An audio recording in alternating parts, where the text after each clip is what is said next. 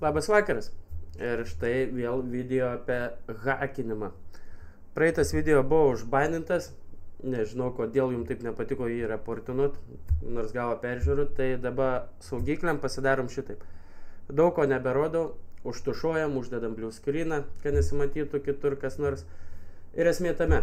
Prieikim prie to, kad daug kas neįsivaizduojat, kad net turit užkrėstus kompiuterius. Aš nieko neturiu kompiuterį, taip toliau, bet iš tikrųjų kompiuteriai yra užkrėsti ir jie gali veikti tiek DOS atakom, tiek prieš valstybę, tiek prieš kitus asmenis. Naudojamas botnetui, tiesiog kažkas užkrėtė, naudoja, pardavinėja jūsų kompiuterio resursus. Tai šiandien parodysiu, kaip yra paprasta užkrėsti svetimą kompiuterį. Tiesiog mano kolega sėdi kitam kambarį ir nulaušim jo kompiuterį. O mes tai darysim tik dėl to, kad jūs suprastumėt, kaip yra pavojinga. Įeini kompiuterį, gauni visus duomenis, viską gauni. Duomenis, prisijungimus, užkrėsti gali minerius įdėti ir kompiuteris kuo puikiausiai mainins. Tam man reikės mano laptopo, pasidedam laptopą ir pradedam tada. Taip, tai einam nulaušim kolegos kompiuterį tada dabar. Bent pabandysim. Eikime į programą, kaip jūs sakau, neišduosiu kokia programa ir čia matysit užtušuotą viską. Aš dabar matau viską gerai, jūs nematysit. Tai buldinam virusiuką, virusą pasivadinam labas draugas. Nors ne, labas draugas, ko puikiausiai tiks mano. Ir pažiūrėsim, ką gero galima nuveikti su to kompiuteriu. Tai buldinam.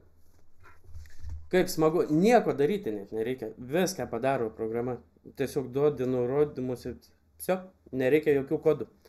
Tarp kitko, dažniausiai virusus parsiunčia į tėvų kompiuterius vaikai, su visokiais Minecrafto klikeriais, žaidimų cheatai, ar dar kažkokios tai nesąmonės Robloxo, ten Robloxų prisidaryti programa, Fortnite'ui bucketų prisidaryti. Vaikai daug ko nežino įsiunčiasi. Nekalbu apie 15-18 metų jaunimą, tokie jau daugmaž gaudus. Nuo 30 labai žmonės neišmano, žiauriai neišmano ir net nenutokia. Tie patys programuotojai, kurie programuoja, dirbo gerose darbo vietos, net nežino, kas yra hakinimas ir kaip ten stipriai galima pridirbti.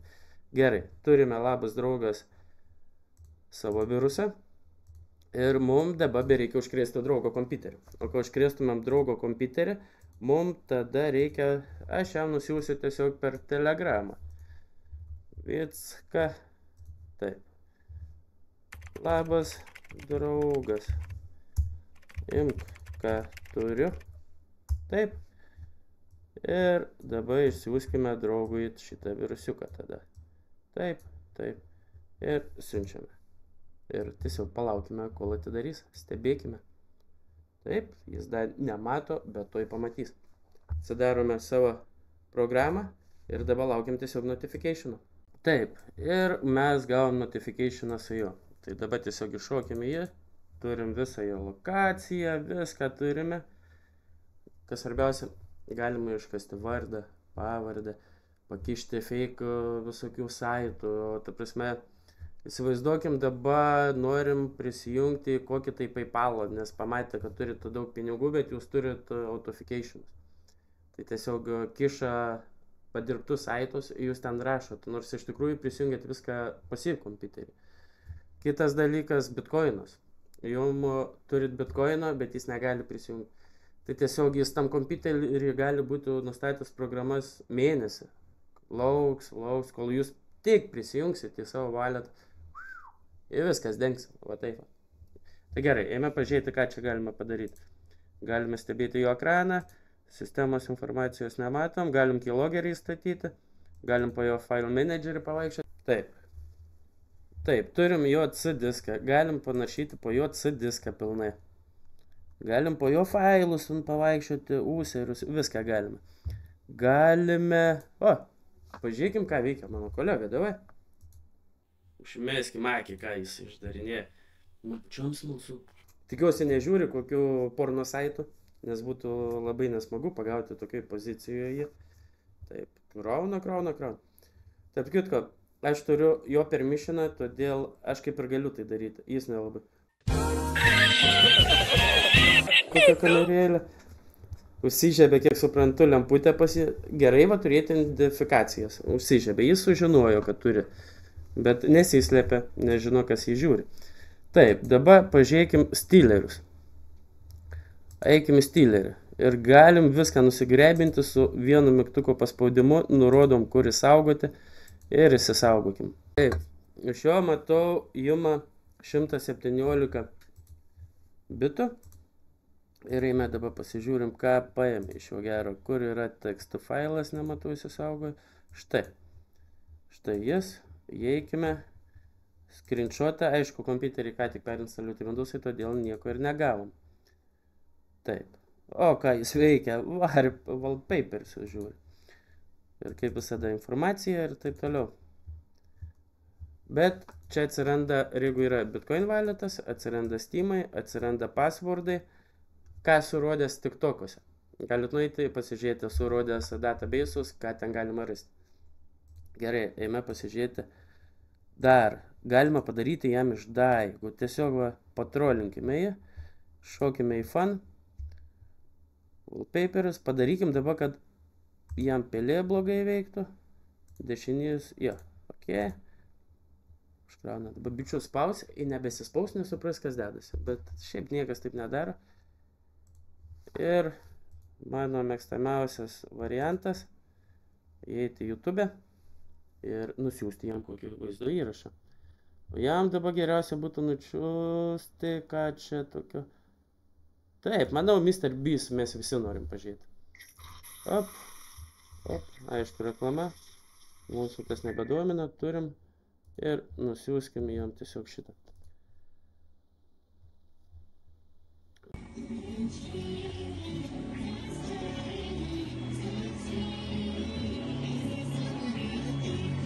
Gerai, tiek užteks. CD-ROMas gal yra ten, nežinau, senas kompiuteris, pamėginkim atverti jam CD-ROMą. Gerai, o daugiau keyloggeris. Čia įsistatom, stebim jo kiekvieno mygtuko paspaudimą, ką jis daro. Tai šitokio atžvilgiu galime gauti passwordus, viską galima. Tai įsivaizduokit, jeigu jūs pasigavot virusą ir nenugrebino jūsų passwordų, bet labai reikia. Čia galima net nusistatyti komandas, tarkime, kad žiūrėtų tik tai konkrečius. Tarkime, ką čia sugalvojus, torrentų, ir jūsų torrentų, tarkim, kažkam reikia, tiek to. Tai padaro, kad ant torrento saito grebintų viską, keyloggeris. Ir visus jūsų mygtukų paspaudimus ima. Tai yra gan pavojinga. Daugiau lokaciją galime matyti, viską galime. Ta prasme, mes turim pilną kompiuterio valdymą, absoliučiai viską turime. Jo kompiuteris, būdamas ten, pas mus yra šičia. Šitam laptopė turime jo kompiuterį. Kodėl kuriu šitą video? Kad jūs suprastumėt, kaip yra nesaugu viskas siūstis. Kad jūs suprastumėt, kai jūs turit prižiūrėti savo vaikus, ką jie siunčiasi. Įdėkit tėvų kontrolės. Arba jeigu nesugeba tokių dalykų pasidaryti, nesijungkit. O jeigu jau prisijungėt prie Gmail'ų dar atsijungkit. Ir jeigu nugrebino jūsų sausainius, sausainiai yra jūsų naršymo istorija. Ir jeigu juos nugrebino, jie gali prisijungti. Ir jeigu jūs esat neatsijungę, nieko, jie gavo gyvus sausainius, gali irgi prisijungti ir padaryti daug šūdo jums. Saugokitės. Tarp kitko, dar žiūrėkit. Užsiminiau, bet nepasakiau. Įeikime į Chrome, įeikime į Google, galima įdėti minerį ir nustatyti, tarkim, kad dirba jisai 20% jūsų kompiuterio resursų. Tai tiesiog visa tai yra GitHub Hidden Miner. Jep. Ir mums išmeta Silencer, CryptoMiner. Ir čia pasidarot minerį. Padaro minerį, įdėgia į jūsų kompiuterį ir minina. O jūs po to žaidžiat savo Fortnite'us, žaidžiat Famą, dar kažkai sakot. Man kompiuteris tas pardavė šūdiną kompiuterį, nes pas mane blogai veikia, mažai FPS. Tikrinkitės failus. Žiūrėkite, nėra šiukšlių. Ar nesat prisidirbę. Nes tiesiog gali būti, kad jūsų kompiuteris užkrėstas. Jūs nieko gero neturit, jis dirba, mainina. Kažką mainina ir va, jums kremta visas performances tik dėl tokių šiukšlių. Stebėkit savo Windows'us ir stengsiuosi jūs kuo toliau, tuo daugiau mokinti, kaip saugotis ir naudotis. Visų pirma, naudokit antivirusinės, bet kokia antivirusinė gerai, jau yra antivirusinė. Šiaip nepabijokit įsigyti, bet man atrodo antivirusinė nebloga yra, EST nebloga, pasieškokit antivirusinių, išsipirkit, jos nėra brangios ir turėkit. Neaktyvuokit Windows'ų su nesąmonėm. Esu įkėlęs, iki 10 eurų nusipirkit CD kėjų, tiesiog aktyvuoti Windows'am. Nenorit pirkti jums per brangu, įeikite į AllKey shopą, ten po 3-2 eurus galite nusipirkti kėjų. Aktyvuokitės Windows'us. Būkit saugus ir saugokitės, saugokit kitus. O dabar kol kas. See ya!